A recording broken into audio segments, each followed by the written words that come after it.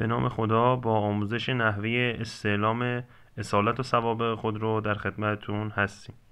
تو مرحله اول ما میتونیم هم از اپلیکیشن قبضینو استفاده کنیم، هم از مرورگر کروم وارد سایت قبضینو بشیم. بعد اینکه وارد سایت قبضینو شدیم، توی قسمت خودرو و موتور روی استعلام ثوابت خودرو کلیک میکنیم. تو اینجا برای اینکه ما استعلام بگیریم دو روش وجود داره. یکیش بارکد کارت خودرو هست و یکیش هم شماره برگ سبز که ما شماره برگ سبز رو انتخاب میکنیم.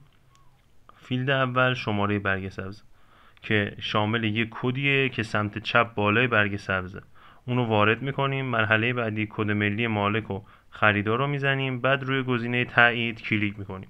بعد این مرحله ما وارد درگاه پرداخت میشیم که یه مبلغ 53800 رو باید پرداخت کنیم.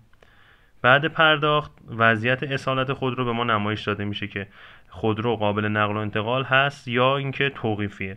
و یه نکته مهم هم که هست، تعداد نقل و انتقال خودرو رو به ما نمایش میده. توی مرحله بعد ما اطلاعات وسیله نقلیه رو میتونیم مشاهده کنیم که رنگ خودرو چیه، مدلش به چه شکل هستش و اینکه نوع سوختش مثلا بنزینیه یا گازسوزه.